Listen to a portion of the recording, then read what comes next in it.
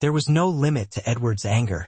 He was determined that the cheaters would definitely get to know his iron fist this time. 18 years of marriage meant nothing to his cheating wife, so why should they mean anything to him? Greetings, my dear viewer. The husband had long suspected that he was being cheated on, but this time he had all the evidence. From the first moment I stepped into my new school, I felt like my life was about to change dramatically. Having lived my entire life in my hometown, even moving just an hour away felt like transitioning into an entirely different world. It was clear that I would have to adapt, although that had never come easily to me. My father insisted that I stay out of trouble, while my mother demanded that I follow his advice to the letter. The city I found myself in was a real melting pot of cultures. People of different races lived here. Despite the diversity, blending in wasn't difficult, but I couldn't shake the feeling of missing my old friends. After finishing school, I decided to stay in the area, mainly because my family was close by. Although I stayed, I often visited my old neighborhood to meet up with the friends I grew up with. My first job involved delivering fuel to local residents' homes. I drove a truck around the city. A few years later, I moved into an office role where I handled order distribution and customer interactions. To my surprise, I turned out to be good at it and could easily imagine myself running a similar business in the future. Socially, I had no complaints either. I made friends easily, especially with women, and my life turned out to be more active than I had expected. When I got married, my mother had her doubts. Angela, my wife, was an Italian, but she tried to accept her. After our second child was born, Angela started insisting that I get a vasectomy. I didn't have any objections, but as soon as the kids started school, Angela wanted to go back to work. My father had always been against women working outside the home, though I never understood his reasons. Looking back, I began to see his point of view. I wasn't bothered by Angela working. What worried me were the people she started reconnecting with through her job, old acquaintances from her past.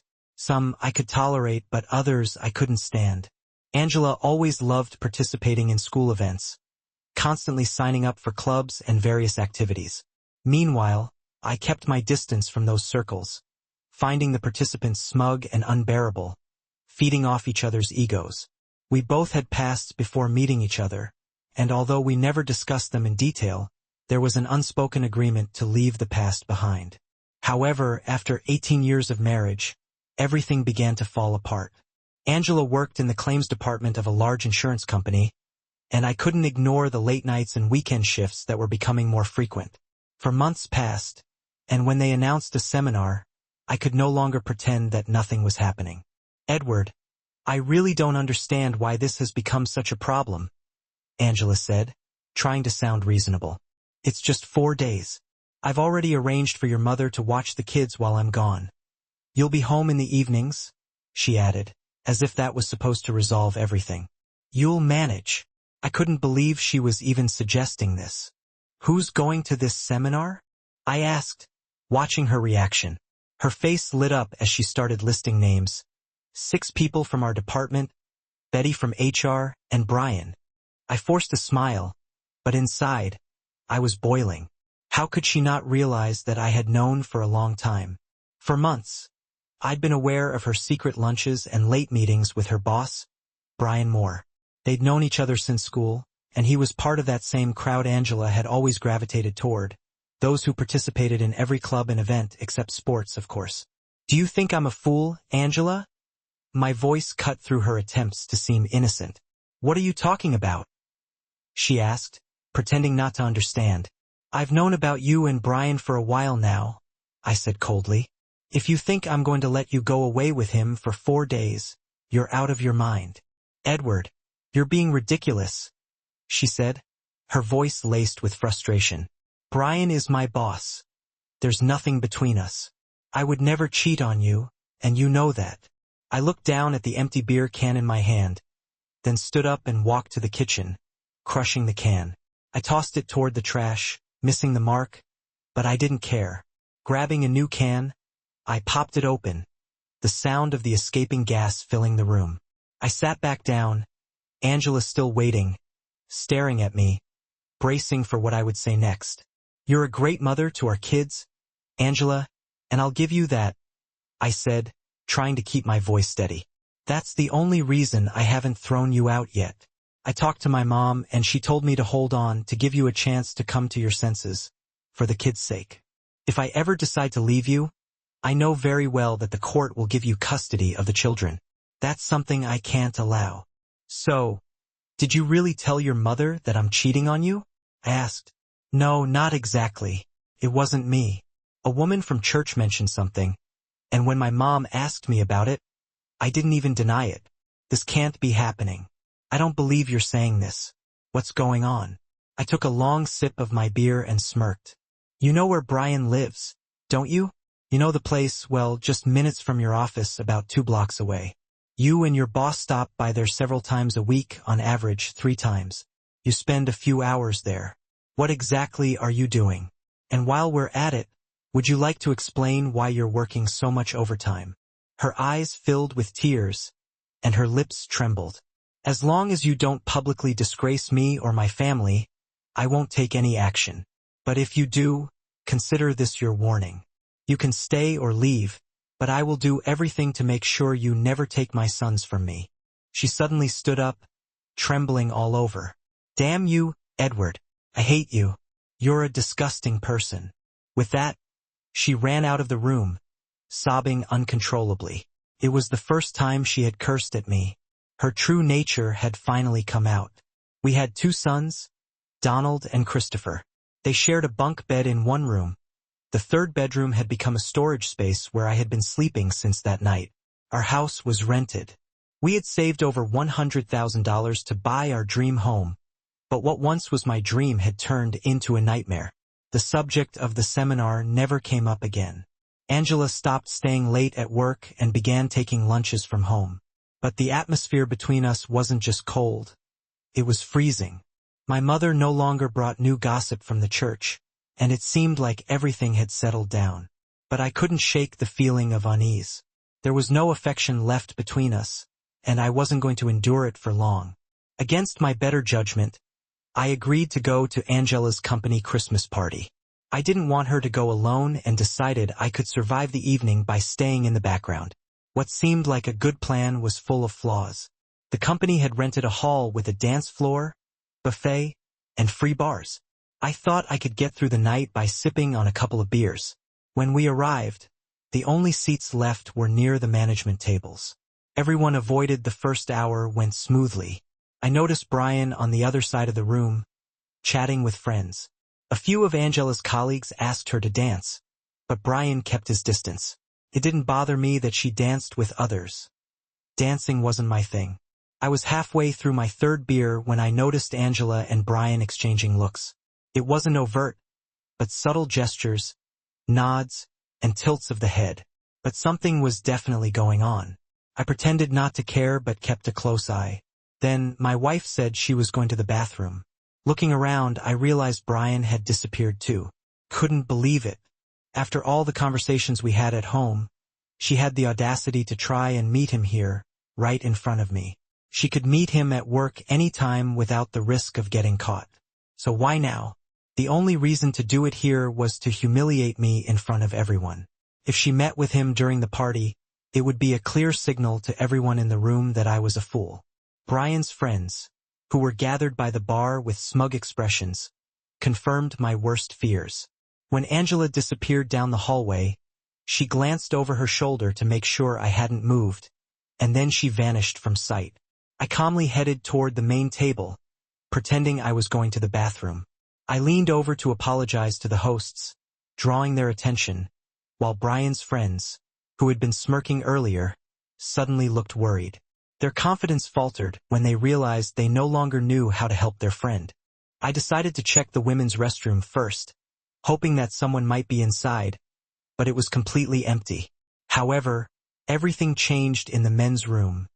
That's where I saw them. Their bodies were intertwined, her back pressed against the wall, and his hands sliding under her skirt. She wasn't resisting. My hands wrapped around Brian's neck, and with a swift motion, I slammed his head against the cold bathroom wall. I heard a sharp crack. Angela was screaming my name over and over, but I wasn't listening. I turned Brian around, and blood from his broken nose splattered on my shirt. Even though he was stunned, he stayed on his feet, so I punched him in the stomach.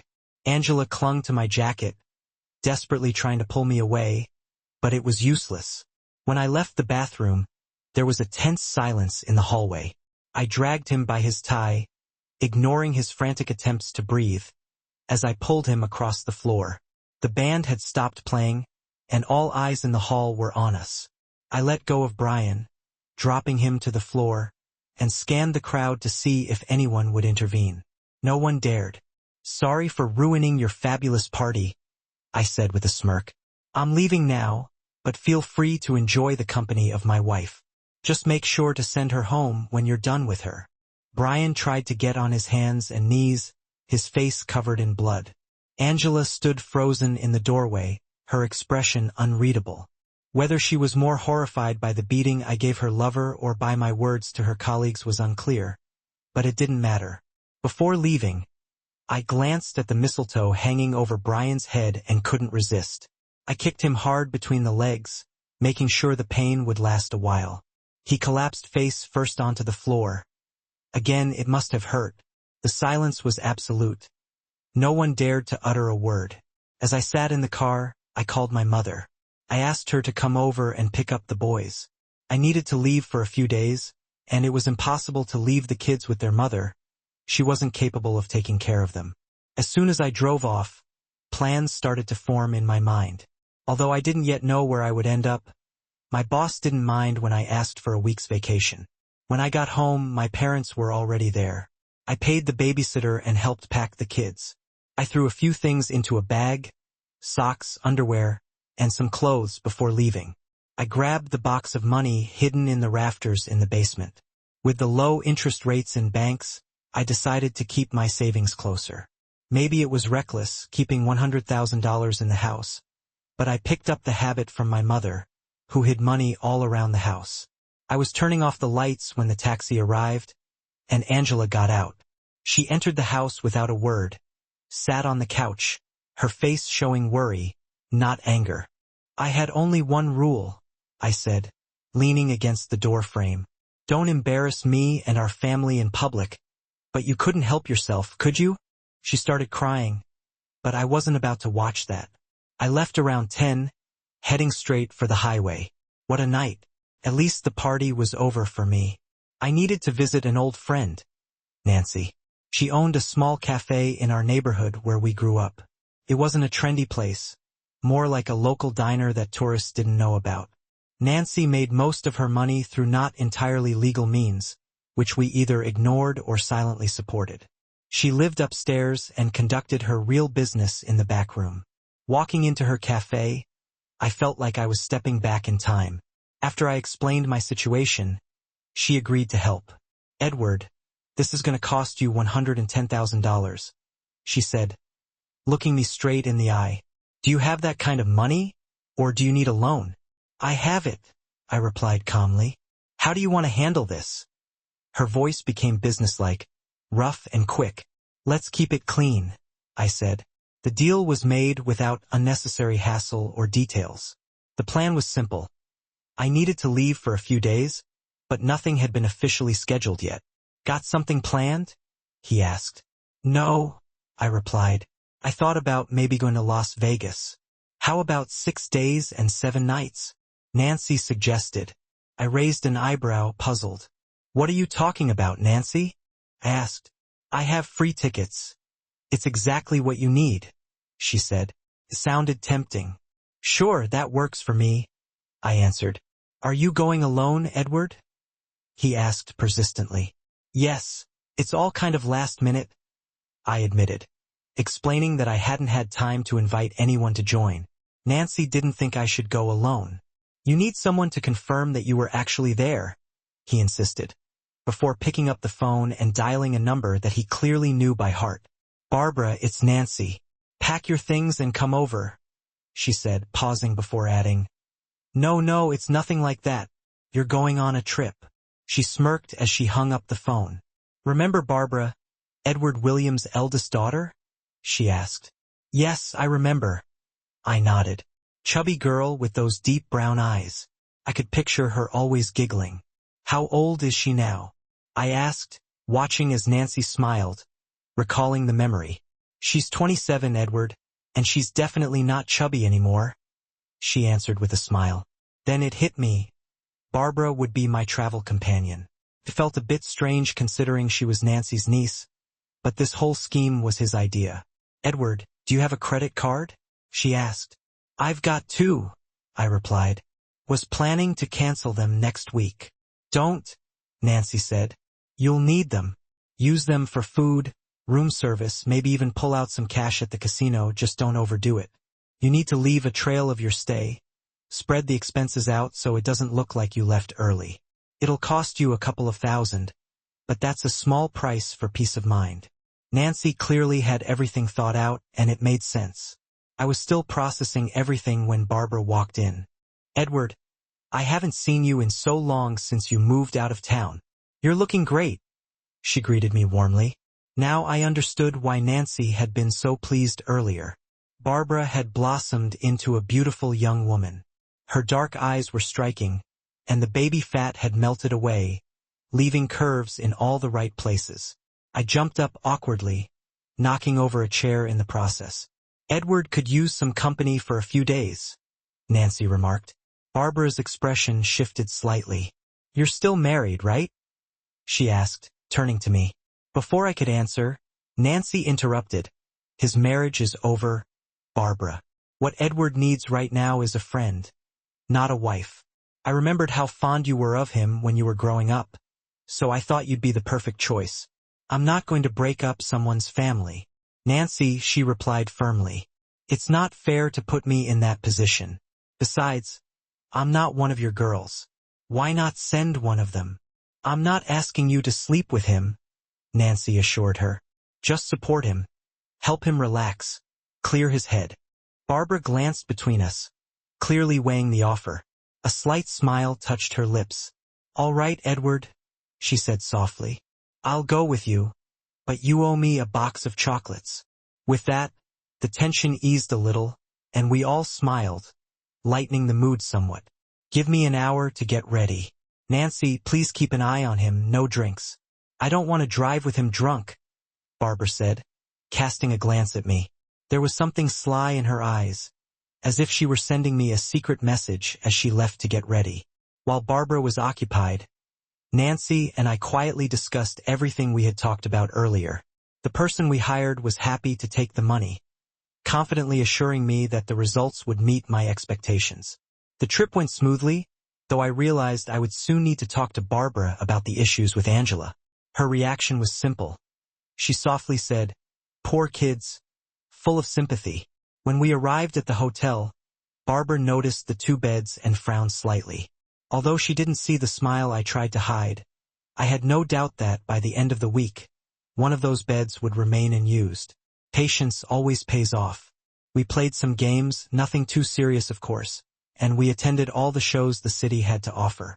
The first night, I kept my distance, but by the middle of the second day, our relationship with Barbara had already moved beyond just casual interaction. My mother always said I should marry a woman from our background, and at that moment, everything felt right, as if I wasn't betraying anyone. On the fourth evening, just as we were getting ready for dinner, there was a knock at the door. Two men stood there, not in formal suits but wearing sports jackets. Edward Rodriguez, right? One of them asked. I'm Stephen Jackson, and this is Daniel Miller. We're from the Special Task Force for Crime Investigation. Do you mind if we have a word? Barbara, who had just stepped out of the bathroom in her underwear, froze for a moment before quickly throwing on a robe. She looked slightly alarmed but not entirely surprised. We had anticipated that this moment might come, she thought. What's this about? She asked. We need to discuss your connection with Brian Moore, Jackson said. I have no connection with Brian Moore. My wife does, I replied calmly. Despite my confidence, both men seemed tense. Jackson continued talking while Miller's gaze lingered on Barbara, unable to look away. We know that Mr. Rodriguez, but we also know you spoke with him last Friday at the company's Christmas party. Can you explain why? Jackson asked. Did he file a complaint? I guessed, thinking it might be something trivial. No, Jackson replied. He's disappeared, and we were hoping you could help us figure out where he might be. I paused for a moment, then firmly said, if we're going to continue this conversation, I want a detective from the Las Vegas Police Department present, not a regular officer, someone from the detective unit. If that's not possible, I'll call my lawyer. The agents didn't respond. Barbara, get dressed, we're going to dinner, I said calmly. Sorry, gentlemen, but we have a reservation for 7 o'clock. I added, I'm planning to turn home on Friday, so if you'd like to continue this conversation, we can arrange it then. The agent seemed puzzled by my casual response. Why are you assuming something is wrong?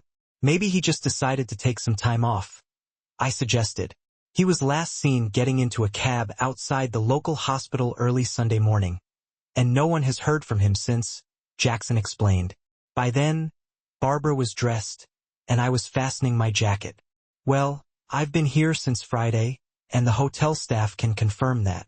Now, if you'll excuse us, we have dinner to attend. Everything else will have to wait until Friday. Jackson nodded. Yes, we have more questions, but they can wait. I politely escorted them to the door, and we all descended to the lobby in silence. There, the agents went to speak with hotel security, while Barbara and I went off to enjoy our evening. When I finally returned home, Donald and Christopher were eagerly waiting to talk to me. Angela seemed distant. There was a certain sense of uncertainty surrounding her, as if she wasn't sure of her place or what was expected of her. After my conversation with the police, I spent the rest of the day with the boys, knowing that a discussion with Angela would happen later in the evening. By the evening, the boys settled in front of the TV, and I sat at the kitchen table, waiting for Angela to finish her tasks. She didn't rush, but I stayed in place. Finally, she turned to me and sat down, leaning her elbows on the old table. What did you do to Brian? She asked. Her voice wasn't sharp or accusatory, just genuinely concerned. Her eyes met mine for a moment before averting, as though she was bracing for my answer. I spent a week in Las Vegas. I haven't seen Brian since that party. I said, You heard what happened, didn't you? She nodded slightly. He spent 2 days in the hospital, she stated simply, not accusing, just stating facts. He deserved it, I replied. She asked no more questions, and I continued, Why were you with him in the men's room? She stayed silent, offering no explanation. Why was his hand under your skirt? I pressed, my voice tightening. There was no answer. She just sat there, fidgeting with her hands, staring at the table. Why aren't you at work? And why are the boys home instead of at school? I asked irritably. She sighed heavily. I had to quit. I couldn't go back after what happened. I kept the boys home because your mother said you might come back today. I decided to get to the point. I gave you one condition, just one. You weren't supposed to disgrace me or our family. It wasn't hard. Why did you decide to break that? Angela's anxiety visibly grew as I spoke. You and Brian. You just couldn't resist rubbing it in my face. Could you? She didn't answer, and my anger flared. I slammed my fist on the table. Why? Her voice trembled when she finally answered. I don't know why it happened. We thought you didn't care. You were so far away in your own world, and we thought we could hide it. We didn't think you'd react like this. You scared me for the first time. She showed some emotion, but it was empty. Her words didn't make sense. If they wanted to hide, there were plenty of other ways, but they chose that moment, that place, to humiliate me. No matter how much she tried to explain, that fact wouldn't change. Angela, you have 3 choices, I said coldly. You can stay here and be a mother to our boys, you can leave and divorce, but the boys will stay with me, or you can disappear entirely. I paused to let her grasp the seriousness of my words. But if you stay, it's over between us. We are no longer husband and wife, and I won't tolerate any more affairs, especially with Brian. At the mention of Brian's name, she burst into tears, unable to hold them back. Before I could say anything else, she ran out of the room, her sobs echoing down the hallway. I suppose we'll have to finish this conversation tomorrow. After that, everything changed. I found a small apartment nearby, not far from home, so the boys could visit whenever they wanted. Barbara moved in with me. The police asked me a few more questions, but the case was soon closed. As for Brian Moore, he was discharged from the hospital, and no one has seen him since. No one responded despite the reward Angela's family had offered for any information. Every evening I sat down to dinner with Angela and our children, and on weekends I tried to spend time with them. It was clear to everyone around us that our marriage had fallen apart, though we hadn't officially divorced.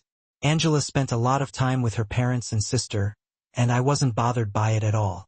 There were no signs that she had someone new. After the Christmas party, she quit her job and showed no interest in finding another. We never revisited the conversation from that night. When I came home, she maintained the image of a diligent mother. The house was always in order. The boys were fed, and their clothes were impeccably clean. I took care of the yard and all the outside chores. I gave Angela $300 a week for groceries, household needs, and personal expenses. If I offered more, she would refuse. By then, we had already gotten rid of all our credit cards. For Thanksgiving and Christmas, the boys and I would go to my family. Barbara often accompanied us. Angela preferred to stay with her family for the holidays, except for Christmas Eve, which she spent with the boys. Whenever Donald or Christopher tried to bring up the state of our relationship, it was always awkward. Neither Angela nor I wanted to delve into the topic. I appreciated Angela's silence, though. What could she say? For years, we kept up this farce. My brief account doesn't capture all its complexity. We constantly faced arguments and difficulties, but somehow we managed. At first, everything with Barbara went smoothly. Over time, however, she began spending more time with her family and less with me. I couldn't blame her. I owed her for helping me cope when my marriage was falling apart. Under these circumstances, divorcing Angela was impossible, and since the boys were still living at home, I couldn't throw her out. These were limits I had set for myself and adhered to strictly. I hated the situation, but I couldn't imagine a better way out. However, the boys eventually found one. Donald was 17 when everything came to light. A new classmate, a relative of Angela's former lover, constantly teased Donald about the affair. It was the first time he had confronted the truth, and he wasn't prepared for it. Brian's nephew ended up in the hospital, and I had to pick Donald up from school. He was suspended for 2 weeks, and assault charges were looming. Unfortunately, Christopher witnessed the fight and tried to intervene. Nevertheless, Donald gained more respect for him for getting involved. When we returned home, Angela was waiting for us. Without hesitation, Donald furiously lashed out at his mother for keeping the truth from them all these years. Angela stood silent, motionless, as her son's anger poured over her. I left the house and took Christopher to the dentist. He wasn't particularly upset about losing his teeth, though I wasn't thrilled about the upcoming dental expenses. When we returned, Angela was gone. Her car remained in the driveway, but that was the only sign she had been there. Donald said she grabbed her purse and left without saying a word. I took a week off work to try to restore some semblance of stability. Angela's parents and sister refused to speak with me. A week passed, and I made no progress in understanding where she had gone or what she intended to do. Barbara moved in with me. Sleeping in the same bed was strange at first, but surprisingly, the boys accepted it more easily than I had expected. One day, while I was at work, everything that belonged to Angela disappeared from the house. I didn't ask Barbara what she did with it, and she didn't tell me anything. She took over Angela's duties without hesitation. I gave her a few credit cards to make things easier for her. Strangely enough, I trusted Barbara more than I had ever trusted Angela. I sold Angela's car and bought a new one for Barbara. Family gatherings became calmer in the new environment. Barbara was noticeably more lively, and my mother couldn't have been happier. Donald and Christopher settled into school without any issues, and Brian's nephew was no longer part of our lives. Despite all these improvements, I remained in the marriage. 2 months passed before I finally went to the authorities to report Angela missing. In truth, I wasn't searching for her. I simply marked her as a runaway spouse, laying the groundwork for a divorce on the grounds of abandonment. I waited another 2 months before filing the official papers. Legally, she had to be absent for a full year before the divorce could be finalized. I acted in advance to ensure everything was ready for a smooth transition at home. Donald and Christopher were comfortable interacting with Barbara, though they never called her Mom, always by her first name. It didn't matter. In many ways, we felt more like a family than we had in a long time. Then one day, without warning, the final divorce papers arrived. I was officially free. 2 weeks later, Barbara and I went on a trip and got married. Married, we became a family once again. Donald graduated from school and enlisted in the Air Force, and a year later, Christopher enrolled in computer courses. Time seemed to slip through our fingers before we knew it. Barbara and I were alone in the house. Angela had completely vanished from our lives, and my parents moved away, promising to visit at least twice a year. With no strong reason to stay, Barbara and I decided to return to our hometown. Christopher completed his studies and got a job at a prestigious firm about a year later. Barbara's niece was getting married, and of course we were invited. We were sitting with friends, enjoying the evening, but I noticed that Barbara seemed a little uneasy. She kept glancing at the dance floor as if something or someone had caught her attention. I looked over several times but didn't see anything out of the ordinary. I forgot about it until she excused herself to go to the bathroom. Something wasn't right. I watched as she walked to the back of the hall and met with an old friend. They exchanged a few words and gestures, but everything appeared normal. Instead of going to the restroom, Barbara approached one of my assistants. She pointed to the table where her friend had just been sitting. At the table sat 3 men and 3 women, dressed as though they were trying too hard to fit in.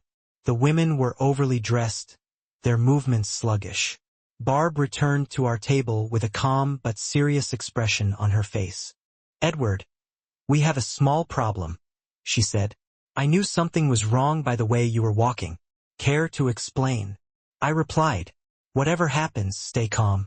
In a few minutes, one of the men at Emily's table will approach you and try to provoke you." "What do you mean by provoke?" I asked, puzzled. "He's going to insult you, say things that will make you lose your temper. When you stand up to confront him, the other 3 will jump on you. And I'm just supposed to let him get away with that?" I asked, bewildered. "Not quite. Just play your part long enough for Charles and the others to get into position. You might have to handle one of them, but that will be the end of it." "Play a part, how?" I asked, still confused. "If he calls you something obscene, ask him what price he's offering. Agree with everything he says. The key is to not let him provoke you." "Why are these guys targeting me in the first place?" I insisted. "Look at Emily's table," she said, nodding toward the group. "Do you see that woman with the short, bleached hair?" She pointed toward a group of people by the bar. "Yes, take a closer look." I squinted and suddenly I recognized her. "You must be joking. That's Angela. What's she doing at this wedding?" I asked, genuinely puzzled. "Rumor has it her boyfriend is somehow connected to the bride," she replied, her voice carrying a hint of irritation. "Looks like Angela still holds a grudge. And when she found out you were here, she dragged him into some scheme to set you up. It seems like she's out for revenge." I muttered under my breath. "While you're dealing with NY's people, Emily and I will handle Angela in the ladies' room. Trust me, things will get dirty in there," she said with grim determination. A wave of anxiety swept over me. This was a wedding, a night of joy, a moment that should have been remembered fondly. Something about this didn't feel right. Letting a few troublemakers ruin such an important event. About 5 minutes later, I saw Angela's boyfriend get up from his seat. An inner voice told me trouble was brewing, so I excused myself from the group I was sitting with and stood up. Barbara shot me a concerned glance, but there was a flicker of understanding in her eyes. I calmly headed for the side exit, the spot where people usually went to smoke.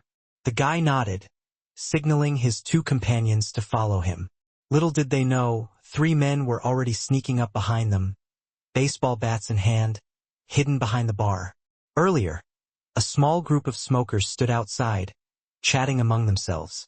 "You better leave," I said firmly. They didn't argue, sensing that this wasn't a situation worth protesting.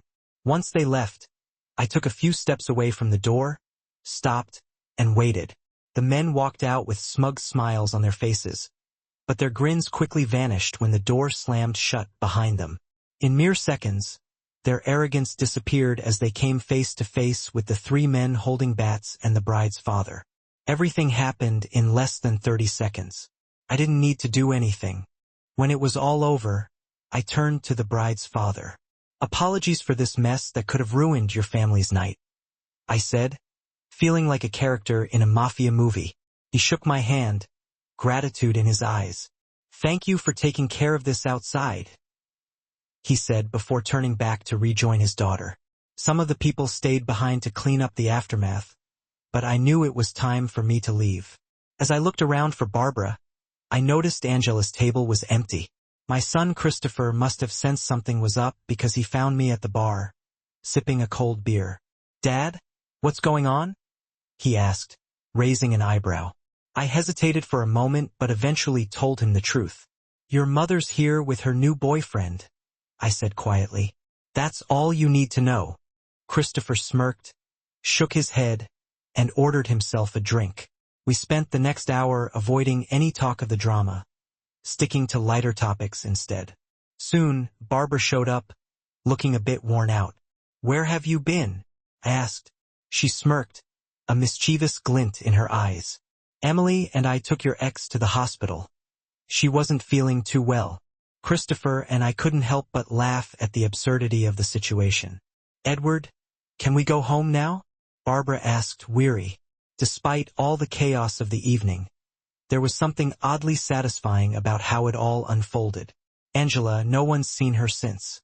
Barbara and I are still together, living in the same old neighborhood, my friend. And this is the end of the story.